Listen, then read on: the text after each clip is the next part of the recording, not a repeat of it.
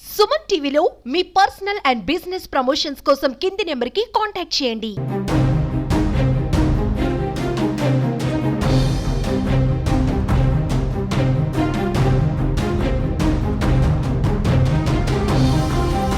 Welcome to Suman TV. ప్రస్తుతం మనం బద్వేల్ నియోజకవర్గంలోని పోర్మమిల దగ్గర చెన్నారం గ్రామంలో ఉన్నాము. గత నెల దస్తగిరమ్మ మర్డర్ మరొక ముందే మరో ఘటన కూడా బద్వేల్ నియోజకవర్గంలో జరిగింది. అసలు ఏం జరిగింది, ఎందుకు జరిగింది అనే దాని గురించి కొద్దిగా వివరించుకుందాం. కడప జిల్లా రాజుపాలెం మండలం కొరపాడు గ్రామానికి చెందినటువంటి ముస్లిం మహిళ అతి దారుణంగా చంపబడింది. ముఖం కనపరాకుండా రాళ్లతో కొట్టి చంపారు. అసలు ఎవరు ఆ దుండగులు ఎవరు అనేది ఇంతవరకు తెలియరాలేదు. అతి కిరాతకంగా చంపబడిన ఆ మహిళ వివరాలు ఇంకా తెలియాల్సి ఉంది. బంధువులు అయితే 2-3 వచ్చారు కానీ వాళ్ళు కూడా ఐడెంటిఫికేషన్ చేయలేకపోతున్నారు.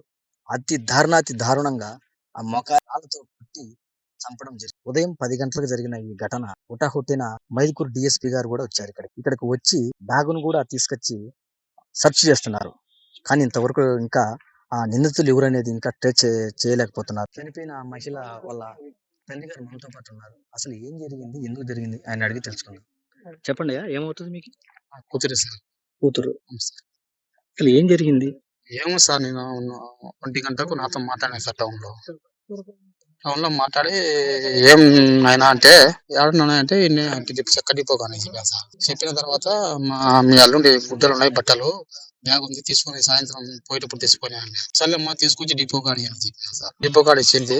రాత్రి నేను 10 గంటకి ఇంటికి పోయినా సార్. ఆ పాప పోతా ఏమన్నా అంటే నేను మైదుకూరు పోయి నాసిరు నా భర్త వేరే వాళ్ళు 4,000 లెక్క అయితే ఉన్నారు, ఇప్పించుకోవచ్చా అని చెప్పింది సార్. సర్లేమ్మా పోయినమ్మా అని నేను పిలుచుకొని మళ్ళీ పనికాడ పోయింది సార్. పనికాడ పోయిన తర్వాత 6 వరకు మళ్ళీ వచ్చి పోయేటప్పుడు పాప చిన్న పాప గుళ్ళలేసాను నెత్తిలో 1,000 రూపాయలు ఖర్చు ఇచ్చా, నువ్వు 5 గల ఉండు టౌన్ లో ఊరు 5 కాబట్టి 6 వరకు ఉంటాను.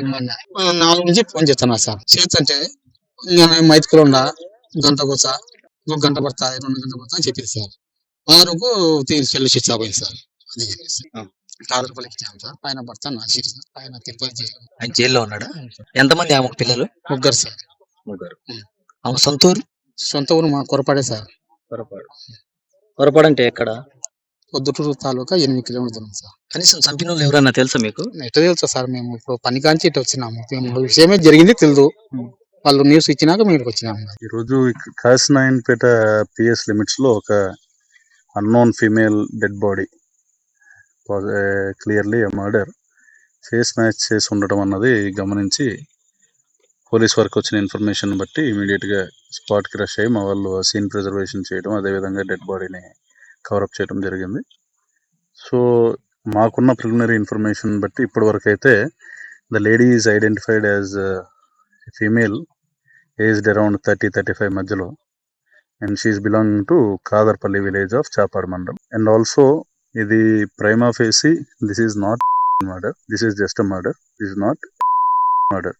ఎందుకంటే we are coming to know of the details that the lady is also in contact with the person. ఆ పర్సన్ తో కాంటాక్ట్ లో ఉండి బయటకు వచ్చినట్టు తెలుస్తుంది. అండ్ ఆ పర్సన్ కూడా ఎబ్స్కాండింగ్ ఉన్నాడు.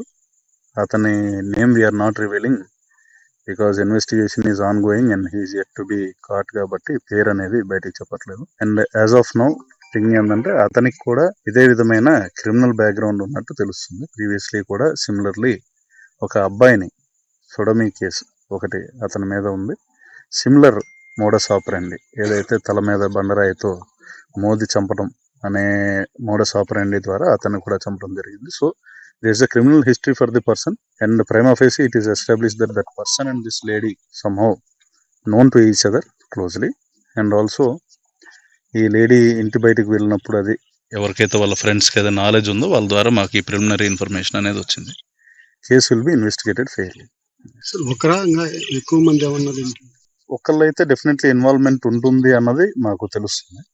ఇంకా ఎక్కువ మంది ఉన్నారా లేదా అన్నది ఒక పర్సన్ మనకు దొరికినప్పుడు we will establish.